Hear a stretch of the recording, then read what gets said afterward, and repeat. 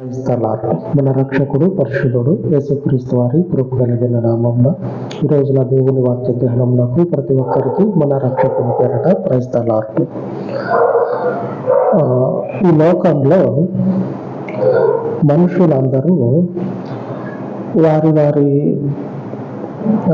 జాతులు అలాగనే వాళ్ళ యొక్క జనము అని చెప్పుకుంటారు కదా. మా జనము, మా బలము, మా మతము, కులము అని అట్లాగా విడిపోయి బతుకుతూ ఉన్నారు కదా.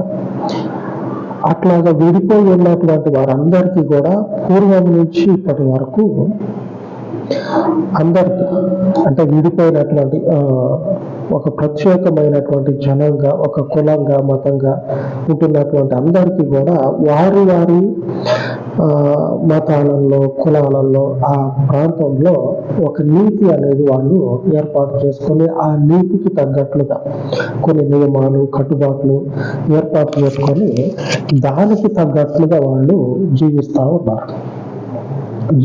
ఉన్నారు. ఇదే నియమం, ఇదే నీతి తండ్రి అయినటువంటి దేవుడు కూడా ఆ పూర్వపు కాలంలో తన ప్రజలకు ఏర్పాటు చేసి పెట్టాడు. ఇశ్రాయేలీలైనటువంటి దేవుని ప్రజలకి దేవుడు ఆ సమయంలో ఏర్పాటు చేసి పెట్టాడు. ఇక ఆ సమయం గతించిపోయింది. ఆ సమయం పాత నిబంధన కాలం.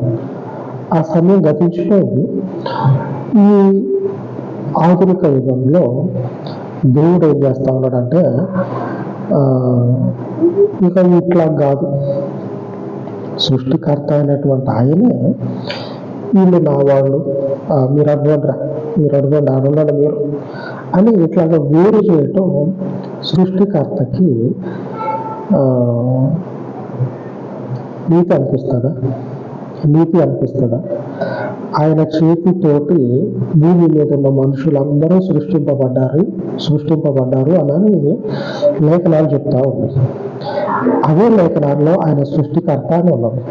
ఆ సృష్టికర్తకి ఈ పద్ధతి ఏమన్నా ఆమోదయోగ్యంగా ఉంటుందా? నేనే సృష్టికర్తను అయ్యింది, నేనే భేదం చూపిస్తే, తారతమ్యాలు అనేవి చూపిస్తే సృష్టికర్తలైనటువంటి నాకు మనుషుల మధ్యలో ఉన్నటువంటి తారతమ్యాలకి, ఆ మనుషుల యొక్క ఆలోచనకి, ఆ మనుషుల యొక్క స్వభావానికి తేడా ఏముంటుంది? అంటే నాకు మనుషులకి తేడా ఏముంటుంది?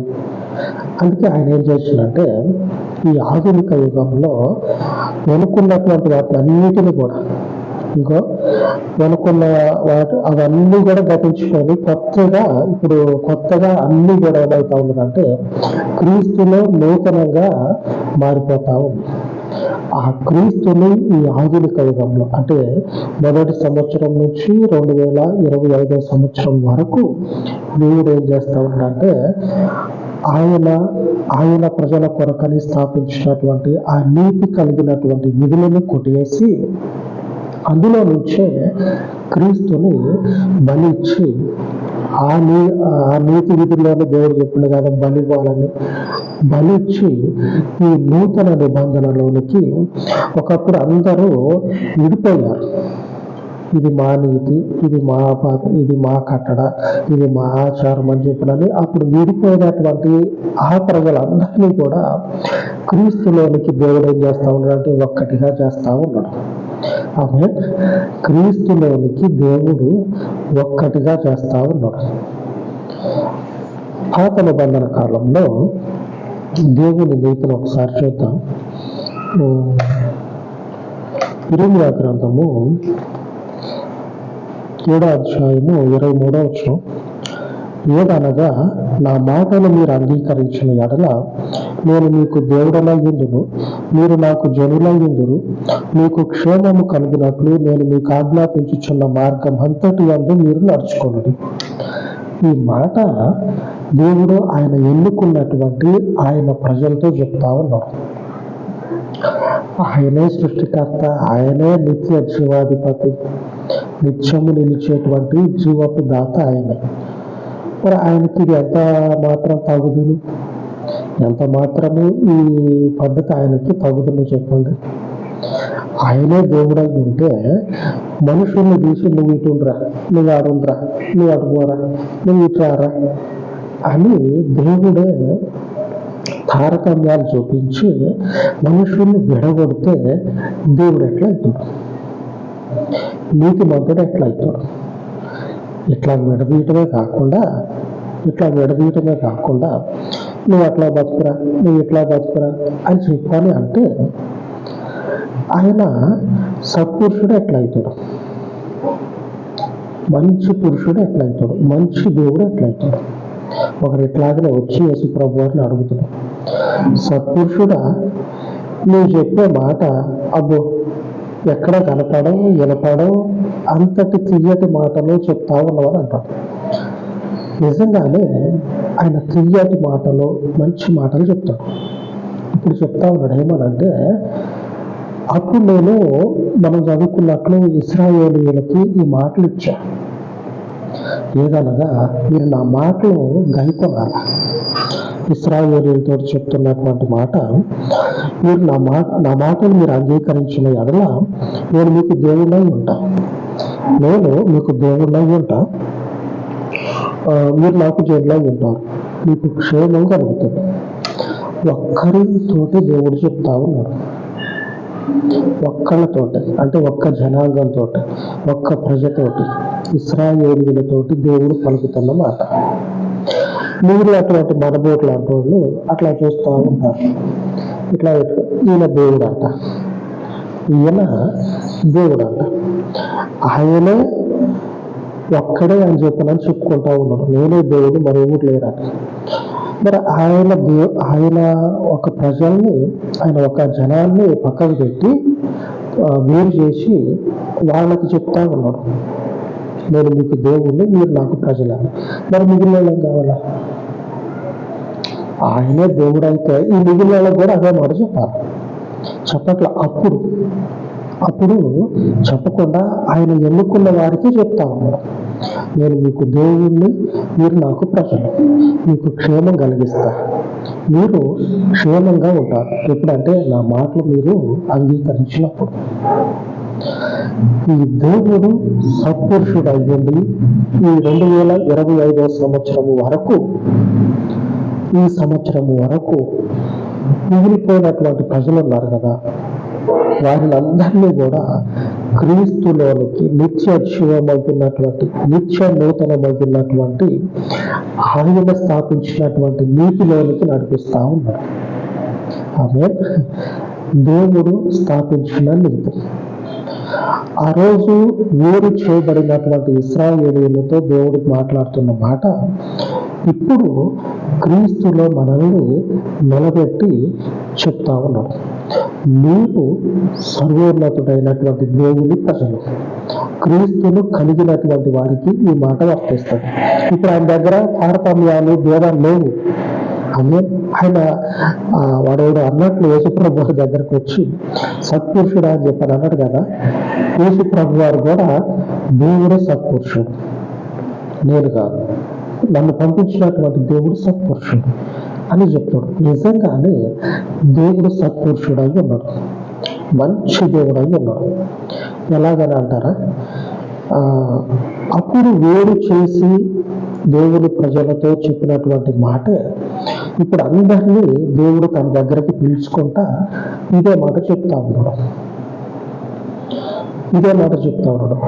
నేను మీకు దేవుడినై ఉంటా, మిమ్మల్ని రక్షించటమే కాకుండా నా రాజ్యంలోనికి అంటే నా ప్రజలుగా మిమ్మల్ని అంగీకరిస్తానే. వేరు చేసి తన ప్రజలతో మాట్లాడుకుంటా వేరుగా ఉంచినటువంటి వారిని కన్నెత్తి కూడా చూడండి, కన్నెత్తి చూడనటువంటి వారితో ఈరోజు దేవుడు చెప్తున్న మాట. ఒకసారి యోహాను సువార్తలో కూడా ఇట్లాగనే చాలా మంది ఆ వేరు చేయబడినటువంటి వారు ఆ ఇశ్రాయేలీలే వాళ్ళని ఇప్పుడు వేరు చేయబడినటువంటి జనాంగం కింద చెప్పుకోవడంలో తప్పు లేదు. ఎందుకంటే అంగీకరించరు, దేవుని నీతిని అంగీకరించరు వాళ్ళు. యేసు ప్రభు వారు వాళ్ళతో అంటాడు,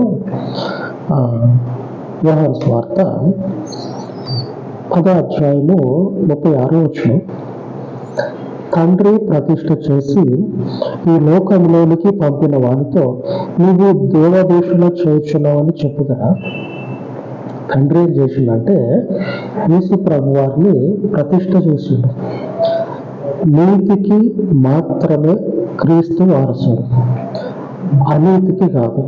అవినీతికి, దుష్కార్యానికి నువ్వు అక్కడ ఇట్లా మనుషులని వేరు చేసి మనుషులని కొన్ని పేర్లు అంటించి ఆ పేర్లకే వాళ్ళకి పరిమితం చేయటం కాదు. ఆ పేర్లకు వాళ్ళని పరిమితం చేయటం కాదు. మనకు కనపడతాయి కదా, ఎవరినైతే ఆ పేరుకి పరిమితం చేశారో ఇక వాళ్ళు ఆ పేరుకి కట్టుబడి ఉండాలి. ముందుకు రావద్దు, వెనక పోవద్దు, అక్కడే ఉండాలి. ఈ క్రీస్తుని దేవుడు ఏం చేస్తా ఉన్నాడంటే మనుషుల మధ్యలో ప్రతిష్ఠ చేసి ఈ క్రీస్తుని ఎవరైతే అనుసరిస్తారో వారందరూ కూడా దేవుని నీతిని అనుసరించేవాడు. ఆ నీతిని ఎవరైతే అనుసరిస్తారో దేవుడు ఒకప్పుడు వేరు చేయబడినటువంటి వారితో మాట్లాడుతూ ఉన్నాడుగా. రాత్రి లేదు, పగలు లేదు. ఆయన వేరు చేసుకున్నాడు కదా ఆయన ప్రజల్ని. వాళ్ళతోటి రాత్రి పగలు తేడా లేకుండా మాట్లాడుతూనే ఉన్నాడు. అప్పుడు వేరు చేసుకున్నాడు ఆయన, వీళ్ళు నా ప్రజలు అని చెప్పనని. ఆ వేరు చేసుకున్నటువంటి ప్రజలతోటి రాత్రి పగలు తేడా లేకుండా ప్రవక్తలను పంపించి వారికి క్షేమం కలిగేటట్లుగా వారితో మాట్లాడుతూ ఉన్నాడు. అంటే దేవుడు తన ప్రజలను ప్రేమిస్తూ ఉన్నాడు. ఇప్పుడు కూడా ఆయన ఏం చేస్తా ఉన్నాడంటే వేరు చేయబడినటువంటి ప్రజలందరినీ కూడా వేరు చేయబడినటువంటి అంటే దూరము చేయబడినటువంటి ప్రజలని ప్రతిష్ఠ చేసుకున్నటువంటి ప్రజలు ఉన్నారుగా, తన ప్రజలుగా నిర్ణయించుకున్నటువంటి వాళ్ళు ఉన్నారుగా, వారిలో కలిపేస్తా ఉన్నాడు. ఈ క్రీస్తుని అనుసరించేటువంటి వారు ఎవరైతే ఉంటారో వారందరూ కూడా వారిలో కలిసిపోయినటువంటి వారు. ప్రతిష్ఠ చేసుకున్నాడు కదా యేసు ప్రభుని. ఆ యేసు ప్రభువులో ఎవరైతే ఉండి ఆయనను అనుసరిస్తూ ఉంటారో వారందరూ కూడా దేవుని ప్రజలై ఉన్నారు. ఇప్పుడు ఆ వెనుక ఉన్నటువంటి ప్రజలు, ఆ నిబంధన అవి ఉన్నాయి కదా, అవి లేవు. అవి అక్కడికే లాస్ట్. క్రీస్తు వచ్చిన తర్వాత ఆ యోహాను సువార్తలో అప్పుడు అడిగింది కదా, పరిసయ్యులు వాళ్ళు అడిగారు కదా, వాళ్ళకేసి ప్రభు వారు చెప్తా ఉన్నాడు, దేవుడు నన్ను ప్రతిష్ఠ చేసిండు, దేవుడు నాకు ఒక బాధ్యత అప్పచెప్పిండు, నేను ఆ బాధ్యతను గైకొంటా ఉన్నా. ఆ బాధ్యతను గైకొంటున్నప్పుడు నేను ఆయనకి సపోర్ట్గానే ఉంటానే కానీ ఆయనను ఎలాగ నేను దూషిస్తున్నా కదా. వాళ్ళు అంటారు నువ్వు దేవుని దూషిస్తా ఉన్నావు అని చెప్పని అంటా ఉన్నారు. దేవుని పేరు చెప్పుకొని బతికేటోడు ఎవడు కూడా దేవుని దూషించక ఇంకొంచెం ఏం చేస్తారంటే పొగుడుతూ ఉంటారు. క్రీస్తు కూడా దేవుని చేత ప్రతిష్ఠ చేయబడి లోకంలోనికి వచ్చిన తర్వాత మీరు అనుసరిస్తూ ఉన్నటువంటి నీతి ఏదైతే ఉన్నదో ఆ నీతిని నేనే అని చెప్పుకుంటా ఉన్నాడు. వీళ్ళకి పిచ్చెక్కుతా ఉంది.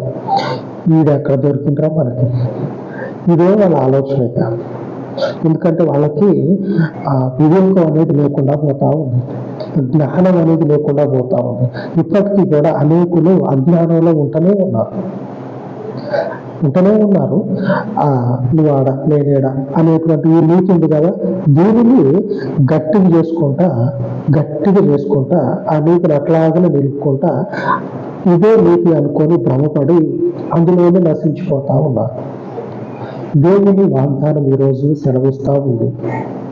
సామెతల గ్రంథము 15:9 నీతిని అనుసరించు వారిని ఆయన ప్రేమించును. నీతిని ఎవరైతే అనుసరిస్తారో వారిని దేవుడు ప్రేమిస్తాడు. ప్రేమించి ఏం చేస్తాడంటే వారికి క్షేమము కలిగేలాగున, వారి జీవితాలలో క్షేమము కనపడేలాగున వారిని నడిపిస్తాడు.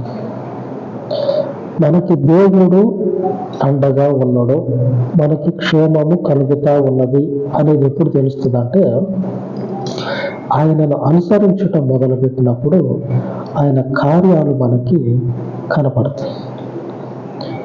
తండ్రి క్రీస్తుని ప్రతిష్ఠించి లోకంలోనికి ఎందుకు పంపించిందంటే ఆయన సృష్టికర్త కాబట్టి ఒకప్పుడు వేరు చేసి ప్రజలని పవిత్రులతో కలవనివ్వాల. విడిగా ఉంచబడిన వారు ఉన్నారు కదా, వారిని ఇశ్రాయేలీయులతోటి కలవనివ్వాల. ఆ సృష్టికర్త అయినటువంటి దేవుడు అంత్య దినాల్లో క్రీస్తు ద్వారా నివ్వనటువంటి వారిని కలుపుకొని ఆయన రాజ్యాన్ని కడతా ఉన్నాడు. ఈ రాజ్యంలో ఉన్న వారందరూ కూడా దేవుని చేత ప్రేమించబడతారు, క్షేమాన్ని పొందుకుంటారు. ఇదే కాకుండా ఆయన రాజ్యంలో స్థిరపడేటువంటి కృపను సంపాదించుకుంటారు. ఆమె ఆ నీతిమంతుడైన దేవునికి ప్రార్థించుకుందాము. ఆయన రాజ్యంలో మనము స్థిరపడలాగున.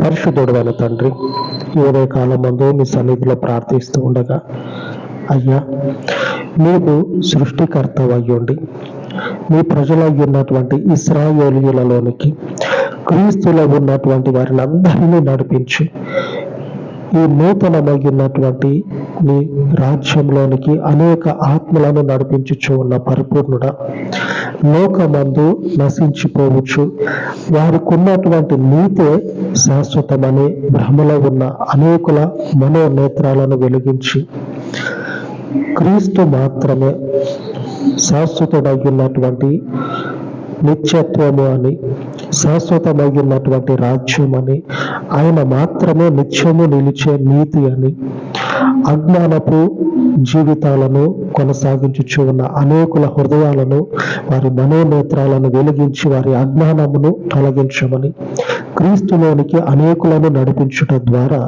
నువ్వు సృష్టికర్తవు, నీ యొద్ద తారతమ్యాలు, నీ యొద్ద భేదం అనేది లేదు అనేటువంటి విషయాన్ని అనేకులకు తెలియపరచమని చెప్పబడిన వాక్యమును తండ్రి అనేకుల హృదయాలలో ఫలింపచేయమని ఈ మనవులన్నిటిని మీ పాదముల యొద్ద చేర్చి యేసు నామమున వేడుకొనుచున్నాను తండ్రి. ఆమేన్, ఆమేన్.